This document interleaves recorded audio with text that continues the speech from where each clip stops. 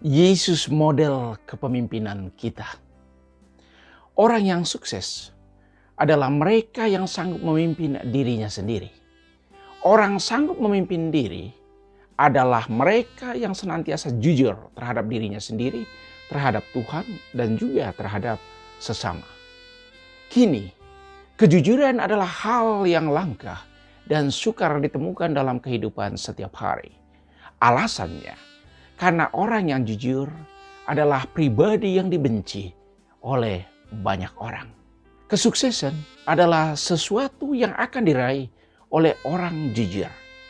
Kesuksesan dalam arti yang sebenarnya, yaitu mereka yang mengalami kedamaian dalam hidup setiap hari dengan apa yang mereka peroleh dari hasil perjuangan mereka setiap saat.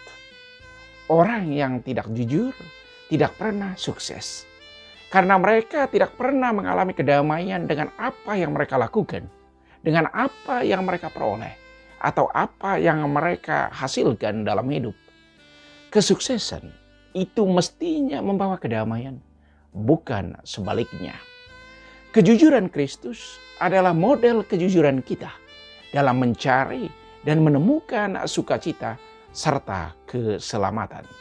Hari ini, kita merayakan pesta Yesus memasuki Yerusalem sebagai Raja Kejujuran untuk membawa keselamatan bagi semua orang yang percaya. Ia memasuki Yerusalem untuk memulai pemenuhan misinya, menderita di salib. Ia rela mati di salib karena cinta, kejujuran, serta ketulusannya untuk keselamatan dunia.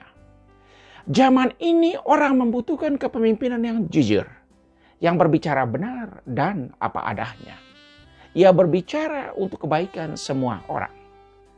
Negara kita juga membutuhkan pemimpin yang jujur, yang memikirkan kesejahteraan dan kebaikan rakyatnya. Presiden Jokowi misalnya, dengan seluruh kesanggupan yang dia miliki, coba untuk melakukan itu. Ia berkali-kali ke tempat yang oleh presiden sebelumnya belum pernah dikunjungi atau jarang dikunjungi untuk memastikan bahwa masyarakat di tempat itu juga diperhatikan oleh negara dan mendapat akses pembangunan yang sama. Ia membangun infrastruktur. Ia membuka isolasi darat dengan ribuan kilometer jalan raya sampai di pelosok-pelosok negeri ini. Itu terjadi di Papua, di Kalimantan, di Sumatera, serta di pulau-pulau lainnya. Ia memperhatikan pembangunan di wilayah perbatasan seperti di Kalimantan dan juga di Timor Barat. Ia membangun tol laut yang menghubungkan kota-kota besar dengan daerah-daerah yang sulit dijangkau sebelumnya, terutama ke Indonesia Timur. Ia membangun irigasi dan embung di daerah-daerah yang sangat berpeluang untuk pengembangan usaha produktif pertanian seperti persawahan, peternakan, dan juga usaha lainnya. Itu dibangun misalnya di Papua, di NTT, di Sumatera, di Kalimantan, serta tempat-tempat lain. Ia membuka lahan pertanian dan juga peternakan besar-besaran untuk membuat orang semakin merasakan manfaat dari hadirnya negara dalam keseharian. Singkat cerita, ia coba sejauh bisa untuk membuat pembangunan di Republik ini dinikmati oleh semakin banyak orang. Tinggal kita rakyat negeri ini mau memanfaatkannya atau tidak. Ada juga gubernur dan bupati yang meniru semangat yang sama itu. Mereka memprioritaskan kepentingan umum di atas kepentingan pribadi, berbela rasa dengan rakyatnya. Orang memang sudah muak dengan janji kosong para politisi karena mereka sering mempolitisir segala sesuatu yang ada. Kita juga diajak agar dalam setiap rumah tangga, orang tua sebagai pemimpin mengutamakan kebaikan semua anggota keluarga. Tingkatkan kebersamaan, saling mendukung, saling membina komunikasi yang baik. Semoga melalui misteri sengsara Kristus, kita dikuatkan untuk menghadapi setiap tantangan dan situasi konkret kehidupan setiap hari. Kisah Yesus memasuki Yerusalem sangat dramatis dan menarik perhatian banyak kalangan. Bukan saja kalangan rakyat biasa, tetapi terutama para ahli Taurat, orang-orang Farisi, dan pemuka-pemuka masyarakat di Yerusalem.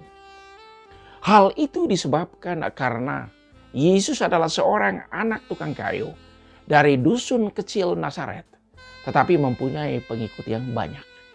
Ia seorang pribadi yang sederhana, yang cuma menunggang keledai untuk memasuki kota Yerusalem. Walaupun sesederhana itu, tetapi banyak orang yang menyambut kedatangannya dengan pekikan sukacita. Hosana putra Daud, terpujilah yang datang atas nama Tuhan. Orang membentangkan pakaian mereka di jalan. Bahkan ada orang yang mengambil ranting-ranting hijau, menyebarkannya di jalan. Suasana menjadi semakin semarak. Orang banyak melakukan semua itu dengan spontanitas. Tidak ada orang yang menggerakkan mereka. Alasannya, karena mereka melihat Yesus sebagai figur yang luar biasa, yang belum pernah mereka lihat dan alami sebelumnya. Dan mereka mau supaya dia menjadi raja mereka.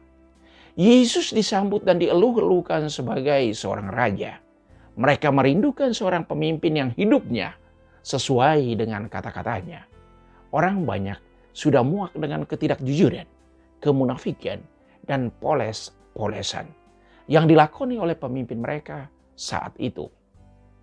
Zaman ini, tidak sedikit orang juga yang memimpin dengan ketidakjujuran, kemunafikan, dan poles-polesan. Bukan cuma di kepemerintahan, di dalam gereja pun ada seperti itu. Biara juga tidak luput. Jangankan dalam organisasi yang besar seperti itu, dalam keluarga juga banyak orang yang memimpin keluarganya dengan tidak jujur. Pertanyaannya, ada berapa banyak suami yang jujur dengan istrinya? Ada berapa banyak istri yang jujur dengan suaminya? Ada berapa banyak orang tua yang jujur dengan anak-anaknya? Ada berapa banyak anak-anak yang benar-benar jujur dengan orang tuanya? Saudara-saudari, kejujuran sungguh sesuatu yang langka. Ia mendesak untuk kita budayakan lagi dalam hidup kita setiap hari. Kejujuran adalah nilai yang banyak orang hanya bisa menyebutnya, tetapi tidak sanggup menghidupinya. Mungkin Anda, saya, kita semua juga termasuk dalam kelompok ini. Karena itu mari kita mengubah diri dan jangan pernah berhenti belajar dari Kristus yang senantiasa menghidupi apa yang dia katakan dan mengatakan apa yang dia hidupi. Orang banyak senang menyambut Yesus karena pertama, ada di antara mereka yang sudah menyaksikan sendiri apa yang diajarkan serta yang dilakukan Yesus. Yesus melakukan dan menghidupi apa yang dia katakan dengan konsisten. Yesus membawa perubahan.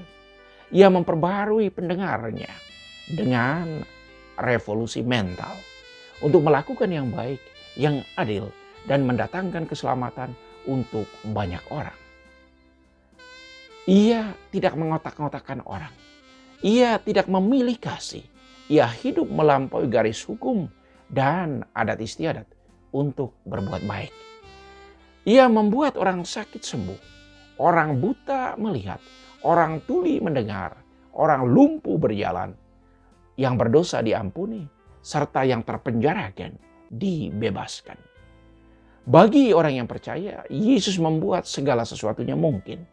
Tujuannya hanya satu, agar semua orang selamat. Selamat dalam konteks ini, yaitu memperoleh damai, sukacita, keadilan, dan kebebasan sebagai putra-putri Allah dalam hidup setiap hari. Orang yang selamat, yaitu orang yang selalu dipenuhi dengan rasa damai dalam hidupnya. Kedua, orang senang dengan Yesus karena mereka tertarik dengan apa yang orang lain ceritakan, apa yang orang lain saksikan dan alami. Ia menjadi saudara dari semua dan untuk semua. Ia juga menjadi guru maha bijaksana untuk semua orang yang mendengarkannya. Ia telah memukau orang dengan perbuatan-perbuatan konkretnya. Yesus Berani keluar dari kerangkeng kebiasaan lama, adat istiadat dan hukum yang tabu untuk berbuat baik dan berlaku adil terhadap sesama dalam konteks tertentu. Misalnya, Yesus menyembuhkan orang sakit pada hari Sabat. Para murid dibiarkan tidak berpuasa di saat orang-orang Farisi berpuasa. Makan bersama para pendosa dan mengampuni kesalahan orang. Yesus membuat segala sesuatunya itu mungkin demi keselamatan dan kebaikan semua orang. Mari kita bersama-sama menemani Yesus dan menyambutnya memasuki Yerusalem hati kita. Dia adalah Raja atas hidup dan mati kita. Semoga sengsara Yesus membebaskan kita dari kegelapan dosa. Selamat memasuki pekan suci bersama Yesus. Kita selamat. Tuhan memberkati.